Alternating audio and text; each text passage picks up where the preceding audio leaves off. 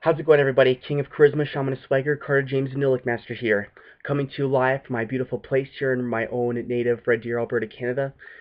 Um, First and foremost, I'm not going to give you another big, larger-than-life introduction, and for a couple of reasons. Number one, I really want to take some time to really collect my thoughts and discuss a few things that have happened recently, if not, like less recently. Regarding two really special people who I knew on and off throughout my high school career. First and foremost, I didn't hear about this news until just today, so of course it came as a complete and utter shock in every capacity. And when I heard about these tragic deaths of these two great and phenomenal larger-than-life individuals, I'm not going to make some crazy lie up and say my heart sank, oh, I was crying, and shedding tears like a madman. I was going, why? I'm not going to insult you like that. One of my New Year's resolutions for 2013 was to not lie anymore, and to be as bitterly and as rawly honest as I could possibly be. You hear that word? Rawly, if there's such a word. Anyways, the two men I'm talking about are former Buff alumni Christopher Bryant and Dayton Bush. It's quite shocking in so many ways because I knew these men, or at least I knew of them on and off throughout my career in Smoky Hill, especially in between my sophomore and senior years when I first became this NILLIHC individual. And I knew Dayton more so than Chris. And to hear that Chris was shot in April of this year outside of a bar in Denver or somewhere close by in the Denver metro area, it blows my mind. I mean, when I heard about that, I immediately went to, I saw it on my friend's Facebook. I immediately, looked up Christopher Bryant, looked at his picture on his Facebook, and added him as a friend. I'm thinking, yeah, he did look familiar, but I definitely knew who Dayton Bush was, because I heard from a good friend of mine on my Facebook that he had died recently.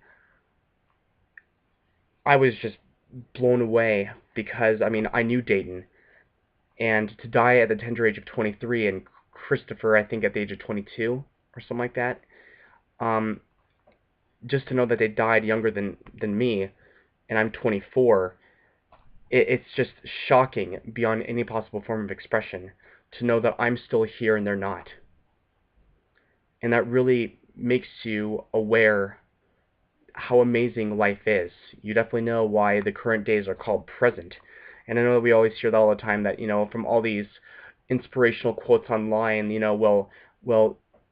yesterday is history, tomorrow's a mystery, and today's called the present, and all those cheesy quotes that can make you sick, yet can inspire you at the same time. It's so true. I mean, every day is a present. And I do believe that the way Chris and Dayton lived their lives, they knew that. To hear that Chris died of, of being shot, and Dayton dying of having some sickle cell thing happen or whatever, if he was, battling it or whatever. I'm not really familiar with sickle cell or what it really is or how terrible it is, but it must be very terrible, because if it killed him at a very tender age, it must be brutally and critically serious. And my heart, my passion, and all my soul in regards go out to the Bush family this evening. Some people who die at a very immature age, sometimes the reasons for that being, it's usually due to self-destructive behaviors, as well as being irresponsible with your life, whether it be through drugs, drinking, alcohol, hard living, whatever the case may be. Chris and Dayton were not like that, to my knowledge. They seemed like very kind-hearted young men who just wanted to make their place in the world as individuals, and they sure did. I mean, Dayton, when I first met Dayton, I mean, he was just this really cool black kid with braces who just had this incredible swagger and this just incredible aura about him. And he lived for the moment. I mean, his enthusiasm and his playful attitude towards life was really, really cool.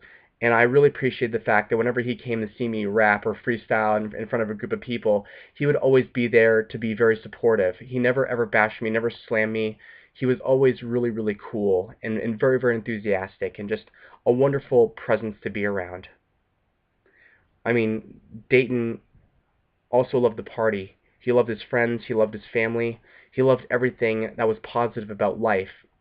And whatever was positive in his life, he loved. And he loved it with all his passion, with all his excitement, with all the glory that he could muster. I mean, I remember the time, like, it was right after I graduated. I remember seeing him at a party, and this one drunk kid was always saying his name. I forgot his name, but he was always going up to Dayton, going, Dayton, Dayton, and there's just Dayton just laughing it up with a beer in his hand, and oh, good Lord. I mean, it was, oh, that was Aurora, Colorado for you. A-Town, Smoky Hill, class 2007. Even though he graduated in the class of '08, I'm not really sure if Chris ended his high school career in Smoky Hill or if he transferred or whatever, but man, Dayton, that kid's heart and his lust for life, I mean, it was huge. I mean, anybody who knew Dayton would know that he really had a heart of gold in every capacity. You know, I mean, I'm not saying that he was perfect. I'm pretty sure he had his flaws, but hell, we all do. We're all human. We all have flaws. But Dayton, I mean, why focus on his flaws when he lived so beautifully?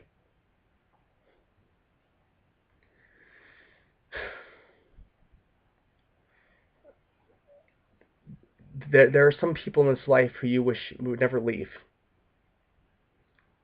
and people you wish you could have back.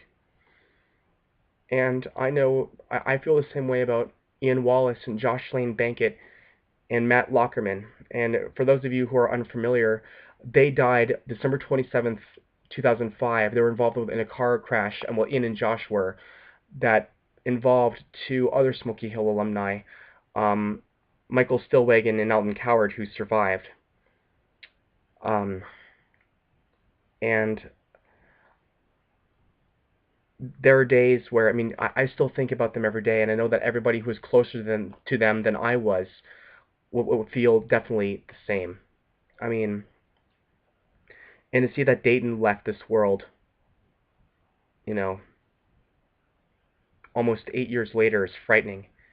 And to know that Matt Lockerman, he couldn't stand the fact that one of his best friends died and he shot himself, you know, I think about a week after their deaths, or roughly around that time. I think January 6th, whatever, 2006 or whatever. But I mean, it really shows how powerful life really is. That it's so beautiful. It's like an artwork, but yet if you take it off the shelf and you smash it, that's how fragile life is. Life is like a piece of art, like a work of art, like pottery, like a really awesome sculpture of pottery or something. You know. I hope you get what I'm saying. I mean, it's the most beautiful thing in the world. Life is. Every moment, even if it's flawed, it's still the most gorgeous thing you can ever have. Your life. And I can't stress this enough. I say this time and time again. You and all of you, as the human being you are, is what it's all about. And in the case of Christopher Bryant, Dayton Bush, Ian Wally Wallace, Josh LAND-BANKETT, and Matt Lockerman, I'm pretty sure they were aware of that in some way, shape, or form. I'm pretty sure they learned the real ways of life in some capacity.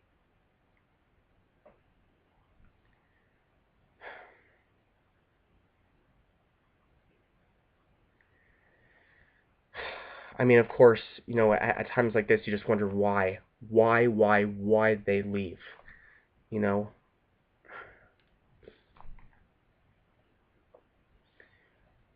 And I know for a fact that if indeed, if I had a time machine and could go back and, you know, at least say hi to Ian, say hi to Josh, say hi to Christopher, say hey to Dayton again, whatever, I mean, of course I would do it, and I'm pretty sure I'm not the only one who thinks that.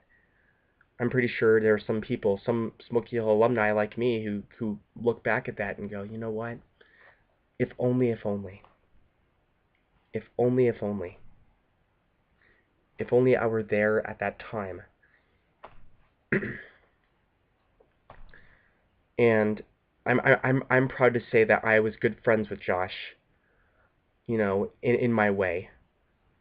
I mean, he and I would develop this handshake that was just incredible. We would go, oh, before we'd hit hands, we just go, oh, I miss that kid.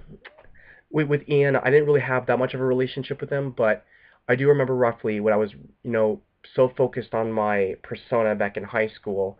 I mean, I would just run down, like there was this gym called Trails West, and I was always afraid of, well, if I'm not skipping, you know, in the gym, or if I'm not running, you know, 100 miles an hour in a gym like I am in Smoky Hill, in the building Smoky Hill High School, they might think I'm a fake. Ooh, I got to do something. So I would kind of just sneak in, and I would see Ian, Wally, watching the Broncos game when Jake Plummer was the quarterback, and they almost made the play. They almost made the Super Bowl. No thanks to the Pittsburgh Steelers. We were just watching a season game, and you know, he just looked over and just said, "Hey, Carter." And I was a little bit embarrassed. I just went, "Hey," because I didn't even know who he was. I didn't know his name, but I always saw him around. So I went to my yearbook right after the gym, and I looked up his name, and I said, "Man, next time I see him, I'm just gonna say, hey, how's it going, buddy?" And I didn't get the chance to do it because, you know. So my point is, in the case of Christopher Bryant, who left behind a beautiful 3-year-old baby girl, and I hope that his spirit lives in her each and every day. And I hope that when she grows up, she'll understand and she'll recognize what an amazing man her daddy was. And I really hope that Dayton's family can remember all the amazing times that they had with their son, with their brother, with their amazing, one-of-a-kind, authentic family member. That every moment was precious. And Dayton, man, dude, I remember a time where when we'd walk into this music room, and when I was talking with AJ Bell, our mutual friend, the drummer, that incredible break dancer, and everything else in between. What a talented spirit that kid was. I remember you just going in there, high as a kite on your happiness and your enthusiasm, and oh my God, I mean, AJ just found your playfulness endearing. I swear. I mean, that's a moment I would like to relive again when I think about it. When AJ Bill and I would have this beautiful in-depth conversation, and I was playing the xylophone, he would tell me how talented I was as a musician, even though I was not really that talented. But then you came in, you were just, you know, high as a kite, fooling around and just being so playful. I mean, it really brought a joy to AJ and I's faces then, and the memory of it will last forever. Whenever I would do the salute thing, you'd be right there doing a, you know, just really, really energetic and fun, and you with your braces, and you, like, back when you had them, and oh man. But when you got them taken off, man, I mean, you definitely, your smile never left, man. You mean, with or without grills, braces, I mean, your smile was a sunshine in everybody's universe. And it really meant so much to people. Your aura, your friendship, your kindness. And I'm pretty sure that you had your haters. Everybody does. I know I certainly do. But outside of the finite balls of bullshit, all the lies, all the patheticness that comes with everyday life, unfortunately, you make history by being who you are. And you did. You made history by being who you were. And how your legacy will be. As Bruce Lee so famously said, the key to immortality is to first live a life worth remembering. And you, Dayton, you, Christopher Bryant, you, Josh LAND-BANKETT, you, Ian Wally Wallace, and you, Matt Lockerman, have all become legends and immortals in so many people's lives. You don't even know. You don't even know. I want to discuss really quick what's going on from here on out. I'll be posting some ukulele videos soon. I'll be posting more blogs like this, talking about everyday life and, you know, and how to live and why one should, in my opinion, and everything else in between. But I really wanted to take this time out to really admire some amazing people, and I hope that you've all done the same, because those 5 men and the 2 who have recently passed have left a legacy forever. Stay NILLIHC forever young and champions, and we'll talk very soon. Good night. God bless.